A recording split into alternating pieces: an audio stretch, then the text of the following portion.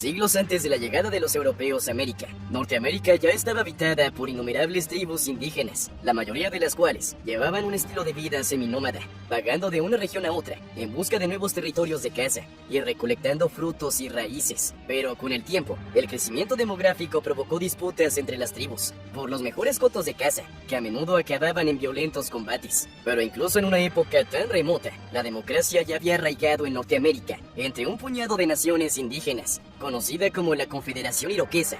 Esta Liga de Naciones surgió entre 5 tribus de los bosques del noreste que llevaban muchas generaciones asoladas por guerras, de venganza y violencia. Los iroqueses vivían originalmente cerca del lago Ontario y a lo largo del río Mohawk, en el estado de Nueva York. Alrededor del año 1600, 5 tribus, los Mohawks, los Oneidas, los Onondagas, los Cayugas y los Sénicas, se unieron para formar una confederación. Una sexta tribu, los Tuscaroras, se unió en 1722. Había otras tribus que hablaban una lengua similar, pero no formaban parte de la confederación. En 1650, los iroqueses empezaron a abrirse camino hacia el estado de Ohio. Entre los grandes lagos y el río Ohio, conquistaron y expulsaron a varios grupos de nativos americanos que vivían en la zona. Las guerras resultantes se conocieron como las Guerras del Castor, porque los iroqueses querían más tierras para cazar y atrapar castores y ciervos. Aunque las tribus empezaron a trabajar juntas, no renunciaron a la guerra. Lucharon y capturaron a otras tribus nativas, así como a las oleadas de inmigrantes europeos que llegaban al nuevo continente. Lucharon contra los primeros colonos franceses y británicos. Los iroqueses participaron en el comercio de pieles con los holandeses y luego con los ingleses. A diferencia de muchas otras tribus al este del río Mississippi, los iroqueses no solían favorecer a los franceses y solían comerciar su botín de caza con los ingleses. Un pequeño grupo se convirtió al catolicismo y ayudó a los franceses, pero la mayoría de los iroqueses ayudaron a los ingleses durante la llamada Guerra Francesa e India. Como era típico de los indios del noreste antes de la colonización, los iroqueses vivían en grandes casas comunales, conocidas como malocas, hechas de árboles jóvenes y cubiertas de corteza de olmo, cada una de las cuales albergaba muchas familias. La familia maloca era la unidad básica de la sociedad iroquesa tradicional y servía como forma de organización social. La agricultura era la principal fuente de alimentos y las mujeres desempeñaban un papel especial, ya que se creía que estaban vinculadas al poder de la tierra para crear vida.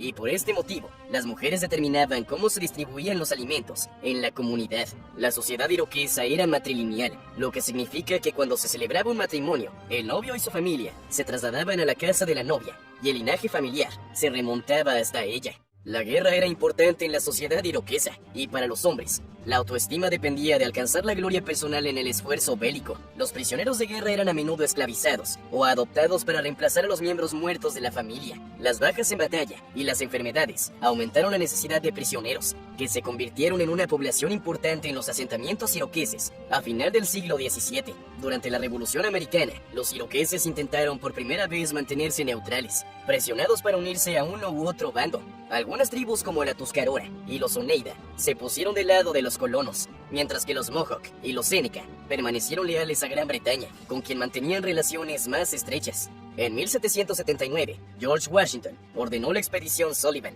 dirigida por el coronel Daniel Brodhead y el general John Sullivan, contra las naciones iroquesas, para no solo invadir, sino destruir la alianza británico-india. Quemaron muchas aldeas iroquesas en todo el oeste de Nueva York, y los indios supervivientes se trasladaron a Canadá. La Revolución Americana causó una gran división entre los colonos y también provocó una ruptura en la Confederación Iroquesa. Las enfermedades traídas por los europeos redujeron la población iroquesa a una fracción de lo que había sido en el pasado. Cientos de años de coexistencia entre las tribus y de gobierno colectivo se vieron superados por la inmensidad de la Guerra Revolucionaria Americana. Al final de la guerra, el temor a que los colonos no respetaran las súplicas de los iroqueses se hizo realidad, sobre todo después de que la mayoría decidieran ponerse del lado de los británicos y dejaran de ser considerados dignos de confianza por los recién independizados estadounidenses. Las comunidades iroquesas canadienses de Oka y Kanawake se convirtieron en prósperos asentamientos en el siglo XIX, manteniéndose gracias a la agricultura y la venta de trineos, raquetas de nieve,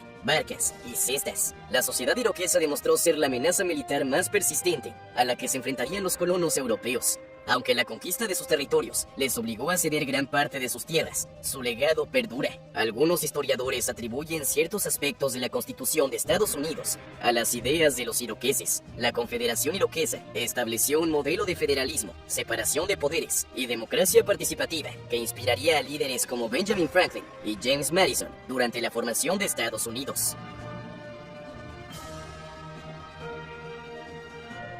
Mucho se ha hablado sobre la inspiración de la antigua Gran Liga de la Paz Iroquesa, que era y es una confederación de naciones indígenas en el norte de los Estados Unidos y Canadá, que ayudaron al plantar las semillas que llevaron a la formación de los Estados Unidos de América y su democracia representativa. La Confederación Iroquesa, fundada en 1142 por el gran pacificador, es la democracia viva más antigua del mundo. En 1988, el Senado de los Estados Unidos rindió un gran homenaje con una resolución que decía: la confederación de las 13 colonias originales en una sola república estuvo influenciada por el sistema político desarrollado por la Confederación Iroquesa, al igual que muchos de los principios democráticos que se incorporaron a la Constitución a sí mismo. Mérito a esta gran tribu iroquesa de haber establecido los principios de la Constitución de los Estados Unidos. Los pueblos de la Confederación Iroquesa, también conocida como las 6 Naciones, se refieren a sí mismos como Haudenosaunee, significa pueblos de la casa comunal.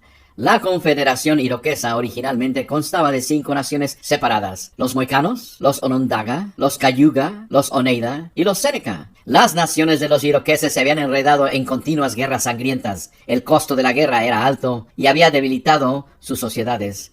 El gran pacificador y sabio Hiawatha, jefe de la tribu Onondaga, contempló la mejor manera de lograr la paz entre naciones. Viajó a cada una de las 5 naciones para compartir sus ideas para la paz. Convocó una reunión de jefes y Hiawatha presentó la Gran Ley de la Paz. Unió a las 5 naciones en una sociedad de naciones o la Confederación Iroquesa. Cada nación mantuvo su propio liderazgo o gobernante, pero todos acordaron que las causas comunes se decidieran en el Gran Consejo de Jefes. El concepto se basaba en la paz y el consenso era más que en la guerra. En 1744, el líder Onondaga, Canasatego, pronunció un discurso instando a las 13 colonias en conflicto a unirse. Esas son las 13 colonias americanas estadounidenses, como lo habían hecho los iroqueses en la firma del Tratado de Lancaster. Este intercambio cultural inspiró al colono inglés Benjamin Franklin a imprimir el discurso de Canasatego. Usó la metáfora de que muchas flechas unidas no se pueden romper tan fácilmente como una sola. Esto inspiró el haz de 13 flechas que sostiene el águila en el gran sello de los Estados Unidos. Franklin hizo referencia al modelo iroqués cuando presentó su plan de unión en el Congreso de Albany en 1754, al que asistieron representantes de los iroqueses y las 7 colonias. Invitó a los miembros del Gran Consejo de los Iroqueses a dirigirse al Congreso Continental de 1776. El modelo de gobierno de los nativos americanos, que es justo y siempre satisfará las necesidades de la 7ª generación venidera, dicta que las decisiones que se toman hoy en día deben conducir a la sostenibilidad durante 7 generaciones en el futuro.